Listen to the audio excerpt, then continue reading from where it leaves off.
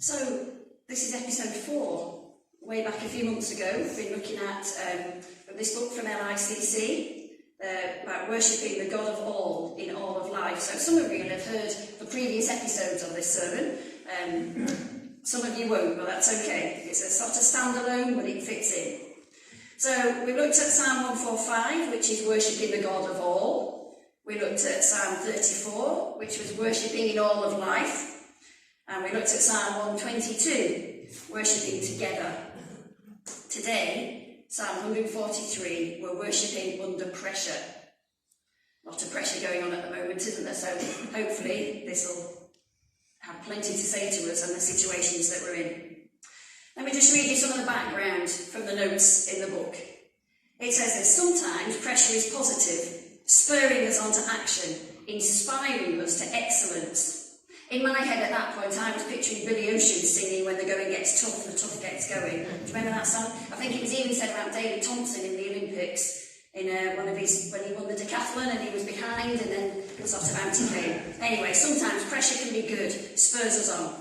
But too much of it for too long means it can be easy to lose perspective, to lose our cool, to lose our way, even to lose our faith. The book goes on to say David's response is honest, expressing to God the sharp reality of his situation and his emotions, his betrayal, his hurt, his weakness, his frustration, his desperation, his anger, his outrage, sometimes his vengefulness. But he comes back to God's character and actions, bolstering his trust in God's goodness and gaining perspective. Worshipful trust, the book says, is the antidote to spiralling anxiety. So, let's have a look at the psalm, see what it's going to teach us, see what we might recognise some things we're already doing. There might be some new things that we can take hold of to help us in our pressured times. First of all, we're going to look at how David's feeling. The notes tell me that of David's 75 psalms, 53 of them include enemies. So they had plenty of pressure. There was plenty of dangerous, scary, nasty situations going on. He talks about how this pressure affects his body, his mind, his spirit, his emotions. Verse 3 tells us that he was feeling pursued and crushed to the ground, that he was dwelling in darkness. Verse 4 says, "My spirit grows faint within me, my heart within me is dismayed." Verse 7 says, "Answer me quickly, Lord, my spirit fails." He's honest about how he's feeling and how these feelings are big and having a big impact on him. Do you ever feel like David? Do you ever feel any of those things? Maybe in a different situation, perhaps we're not being pursued to be killed. Although those of us that watched the Open Doors webinar this week heard from people who are literally in those situations. It's probably not our experience, but we have plenty of other pressures, problems to face. I wonder if there's something that's already in your mind that's causing you pressure. I think it's really important we recognise and name these things that are going on that are weighing us down. I think as Christians, we can feel guilty if we're not always living this victorious Christian life, blazing through life with a trail of glory and joy spreading behind us. We can feel guilty that we're struggling. We can feel guilty that other people are facing bigger things and we're still struggling. It's not helpful, is it? It's not helpful. Keeping it hidden allows it to grow. The pressures, the feelings grow and become more powerful, more damaging. I was talking to a friend of mine recently. I did check with her that I could say this, and she said, "It's fine, say what you want to." So I was talking to my friend recently, and she's carrying some feelings around with her, some quite strong feelings about a situation in her family. She couldn't admit it to anybody else, she said, for quite a while, because she felt so ashamed of how she felt. But when we started to talk about it, she said it could feel that it was losing some of the power over her because she'd named it, she'd brought it out, she'd admitted it, she'd aired it, and then she could start to deal with the feelings and the situation that she's involved in. It's really important to acknowledge the pressure we're feeling, and it's really important to recognise the effect it's having on us, on the whole of us, in all sorts of different ways. I wonder how your pressure makes you feel.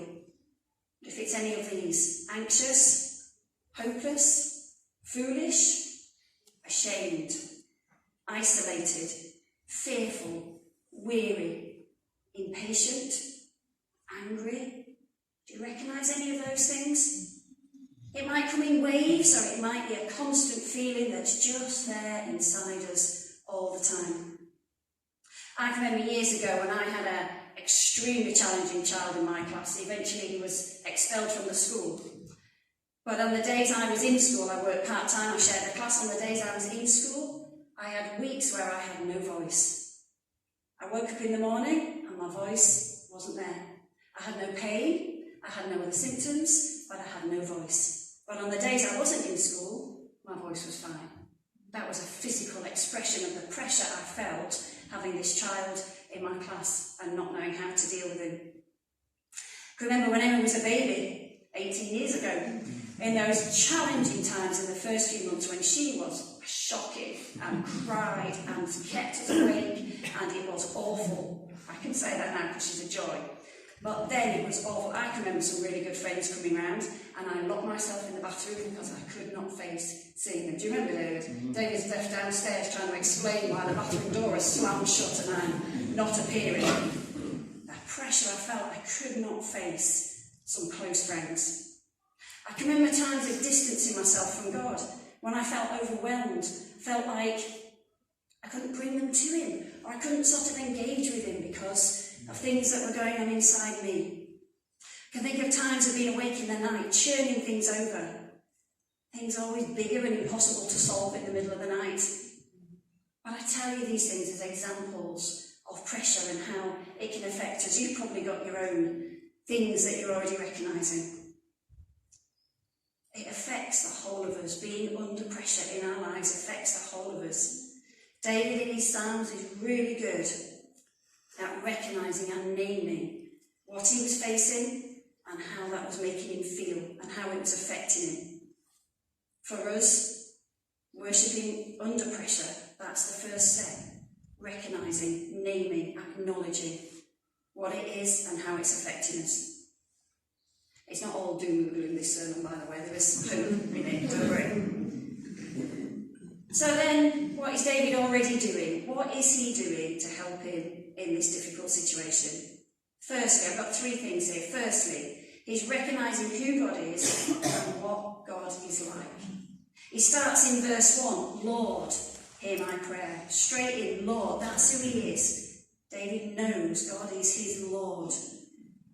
Listen to my prayer. In your faithfulness and righteousness, he says, come to my relief.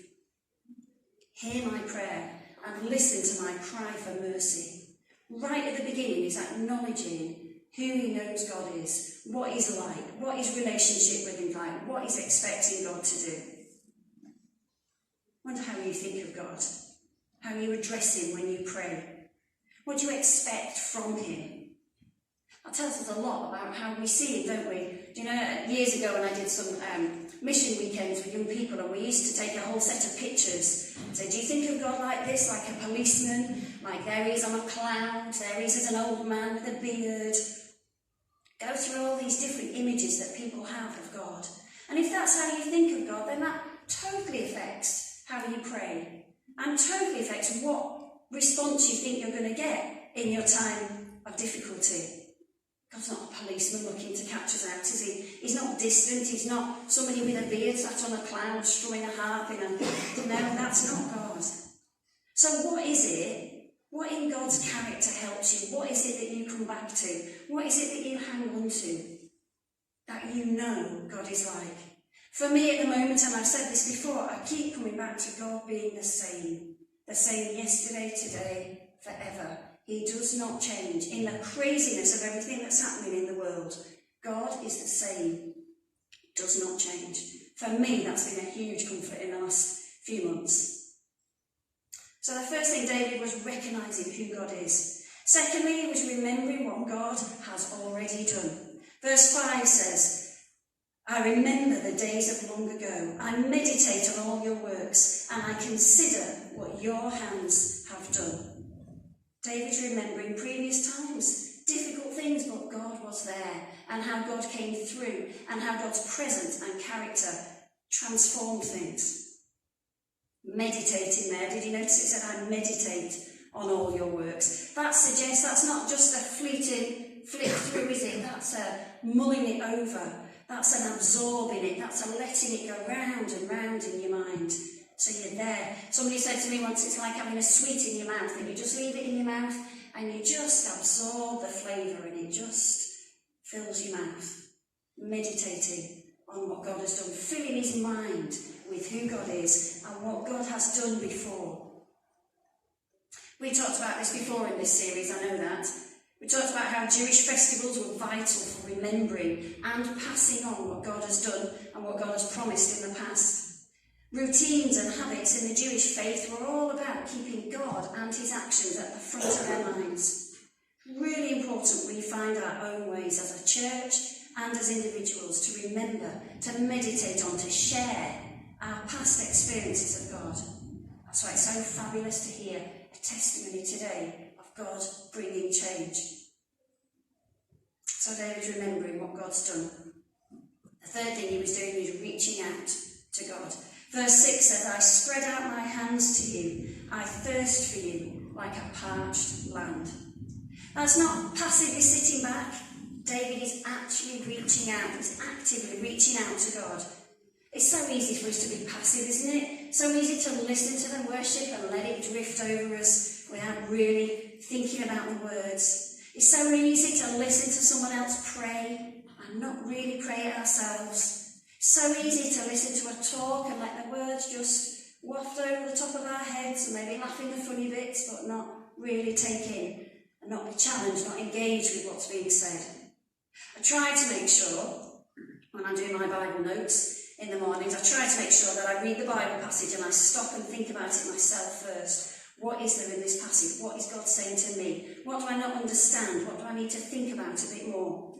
I try to make sure I do that first before I go on to read what somebody else who knows more than me has to say about it. But you know, it's so easy to read it and just move straight on and skip out the thinking for myself bit. It's important we're not passive. David was actively seeking God. Now, I said to Emma that I was going to involve her guinea pigs this morning. So, cola and milkshake. Emma's guinea pigs. We've not had them that long, but we've discovered already that they really like their food. Is that right, Lisa? They eat and eat. And at certain times of the day, they're used to being fed. So at those times of the day, you can go into their room, into Emma's room where they are, and Cola particularly, because she's the confident one, she's not skulking away at the back of the cage, she's not hiding in the house, she's not just sat around, she's at the front of the cage, she's got her paws on the bars, she's right up practically through the bars, and she makes this weaking sound, it's called, we've learnt. A weaking sound, which is like a wee wee wee kind of sound, very loud. They only use it, guinea pigs, when they're talking to humans, and it basically loosely translated is, where is my food? I am starving, bring it now. That's what it means, effectively. She is right at the front of the cage. She does it particularly when she hears David's voice, because she knows he's the one with the soft touch that will feed her. That's how it works. See, that's actively seeking, actively, here I am, come on, what have you got for me? The difference really between David in the psalm and Cola and Milkshake, Emma's guinea pigs, is that Cola and Milkshake are not really interested in us. They're interested in the food that's going to come into the cage. They're not so bothered about us, they just know that we're the ones that bring in. David is actively seeking God because he's God. That's the difference, isn't it? That's challenging. David in his psalm is thirsting, he's reaching, he's actively seeking God. My friend that I mentioned earlier said that as she talked about the situation she's facing, we were tempted to say, well, that's okay, I can understand why you feel like that, everybody else would. Tended to make light of it, tended to come up with some practical things that would solve it, maybe paper over it a little bit. But what she said is, I realised the answer is to go to God. The answer is not all these human things, the answer is I have to go to God and I have to talk to God about how I feel. I spoke to her the following week and she said, I feel completely different about it. The situation's not changed, but I feel different because I've met with God in this situation and he's told me that he is enough and that he will give me what I need. She's gone to God, she's actively gone to God. So that's what David was doing in his difficult situation. He was recognising who God was, he was remembering what he'd done, and he was reaching out to him. I think that's what we need to be doing then, isn't it? Finally, and quickly, what does David ask God to do? He's recognised who he is, he's brought his things to him. What is he asking for? Well, two things. First, he's asking for intervention. Verse 9 says, rescue me from my enemies, Lord. Verse 11 says, preserve my life, bring me out of trouble. Verse 12 says, silence my enemies, destroy all my foes. David is asking God for intervention to change the situation he's in. But then he's also asking for guidance. Verse 8 says, let the morning bring me word of your unfailing love, for I have put my trust in you. Show me the way I should go, for to you I entrust my life. Verse 10, he says, teach me to do your will, for you are my God. May your good spirit lead me on level ground. He's asking for intervention, for things to change, but he's asking for guidance in the situation for what he should do and how he should do it. They're both good strategies, aren't they? Asking God to change and showing us what our part in it is. We might not always like God's plan. We might not always think that's the best one. Perhaps we have a better way. We have to decide whether we trust him or not. In the Open Doors webinar we watched, first part of it was about Christians in Iraq, and they showed this amazing bit of video of all these neon crosses on the hilltop that you could just see all around. And they said the guy that's there in Iraq was saying that as persecution has increased, as Christians and all sorts of people have fled, the local Christians felt called by God to put neon crosses up on the hillside as a declaration of God is here, do not forget it. What an amazing, I was tempted to be hiding away. God's plan for them was, this is what my plan is, this is the guidance, do this, bring my hope in the middle of this situation. Worshipping under pressure means acknowledging what we're facing. It means turning to God, not away from him. It means remembering who he is and asking for his help. And as David's last word, right at the end of the psalm, he says, I am your servant. It means remembering our place in God's big world. Just to finish with some words from George Michael and Aretha Franklin from an evening out we had last week. They sang, when the river was deep, I didn't falter. When the mountain was high, I still believed. When the valley was low, it didn't stop me. No. I knew you were waiting. I knew you were waiting for me. Worshipping under pressure is knowing God is there and is to be trusted. Amen. So, we're going to sing. We're quite debated about what we're going to sing after that. We're settled with Living Under the Shadow of Your Wing. Just reminds us that God is there, that God provides, that God brings security. So we're going to sing that.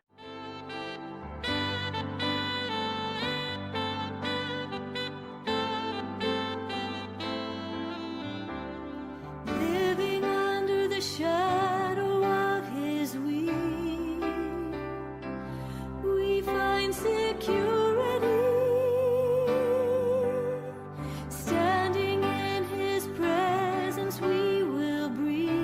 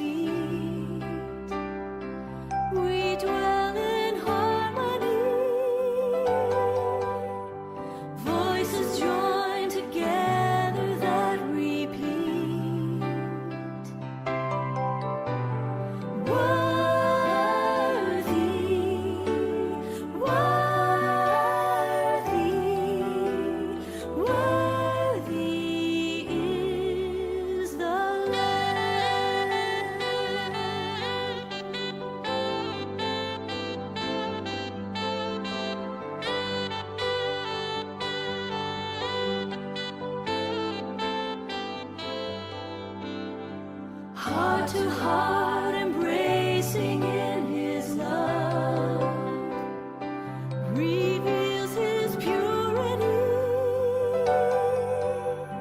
soaring in my spirit like a dove. Holy, holy, holy is the Lord. Holy, holy, holy is the Lord.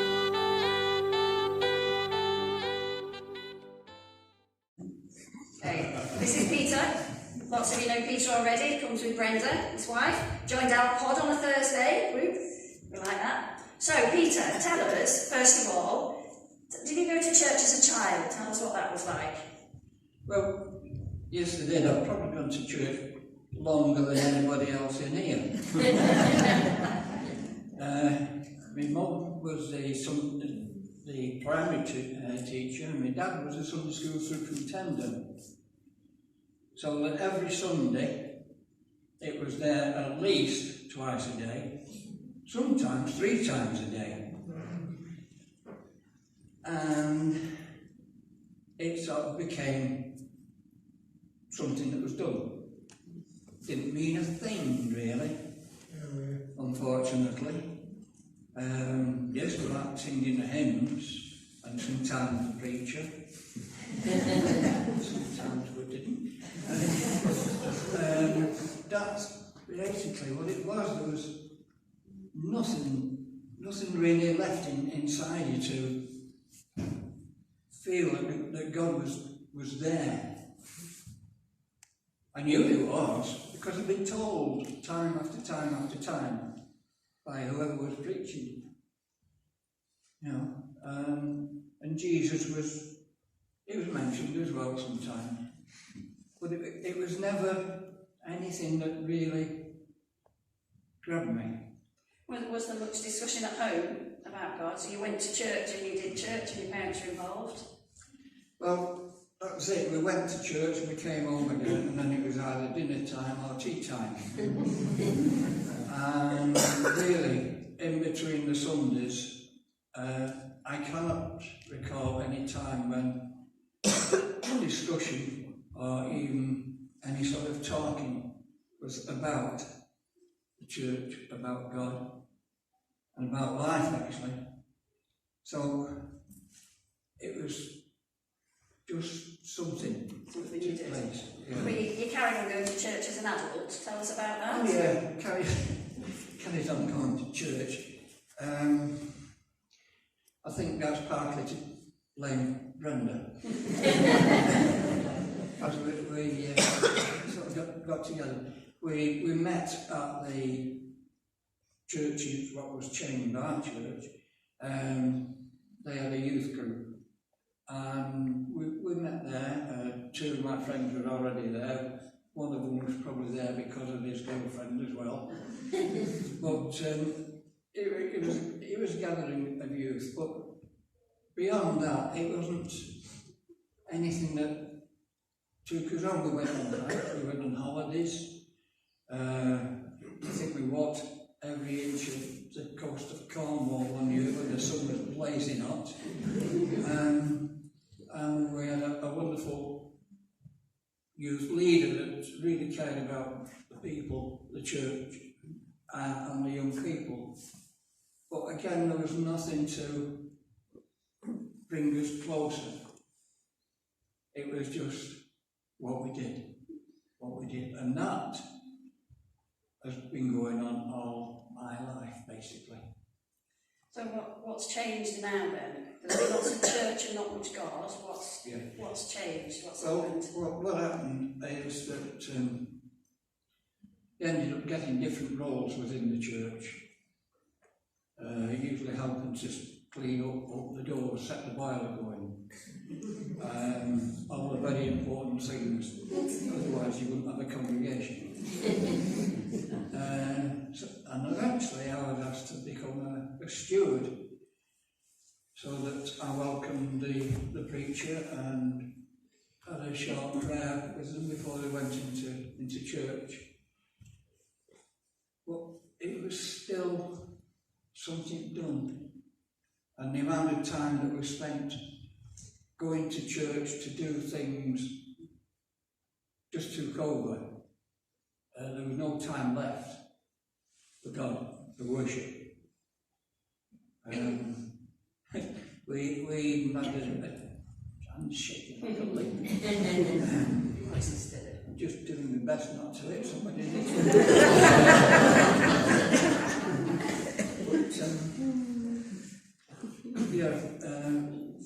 We got involved in Chamber Church a lot. And Brenda's parents had always gone there. My dad was a local preacher, and he was a fantastic man. He really was. And he cared. He really cared a lot.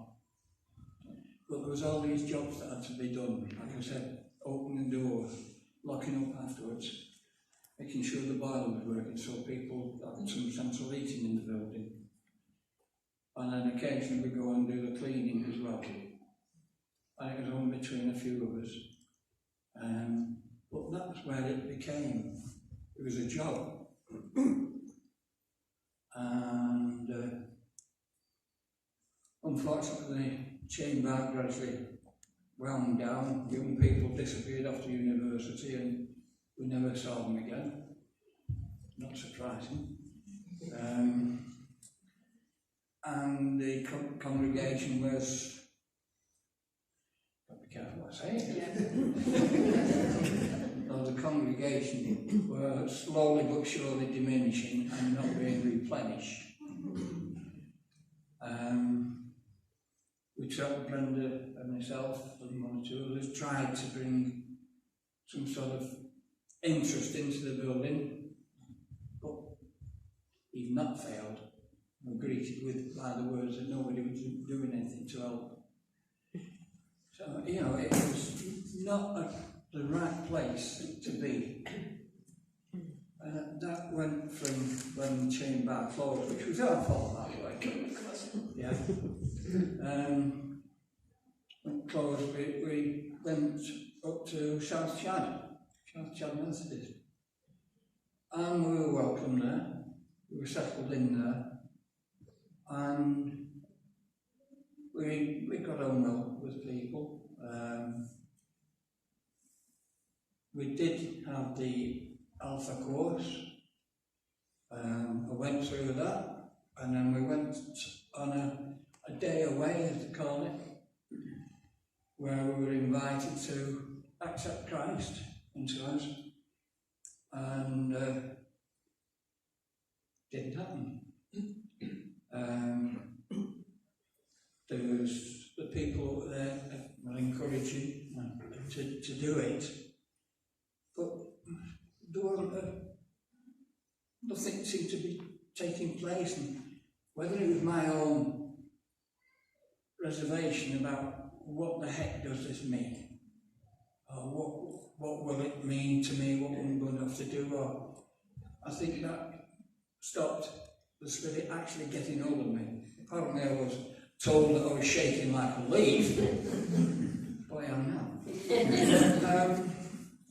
But nothing came, There was another occasion at South Chad where we had a visiting preacher who everybody in the congregation seemed to know except Brenda and I. And they asked for people to come forward. It was just a communion service. I went forward, but again, I came away again, and I had no feeling, no change, no nothing. And that's how things have been going on for a long time. So it's like you've been doing lots, but not meeting with God. So tell us about now. Tell us how you feel now. Well, now, it's a lot to do with you lot.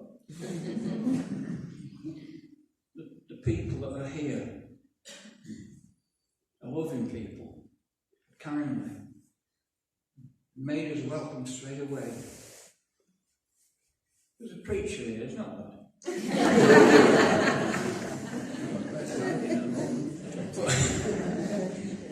But the feeling was right.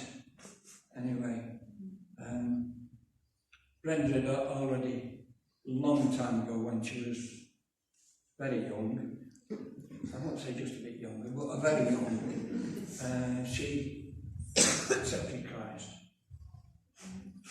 But then we had a service here, and your lovely husband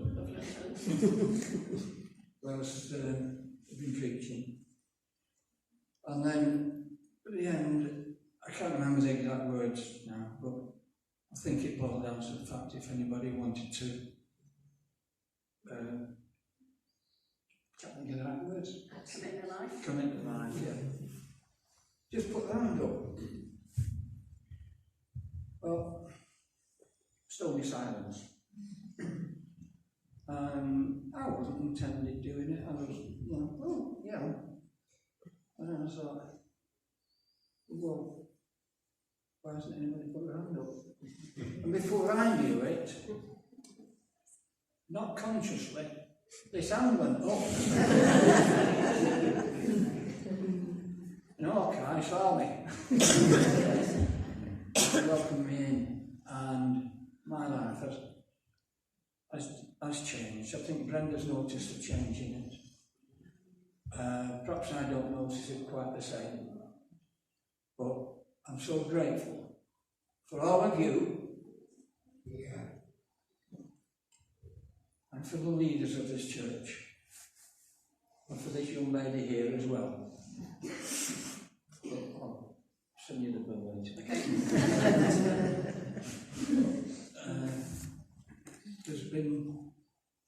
There is something in this church that is worshipping God, worshipping Jesus, and I can't stop that.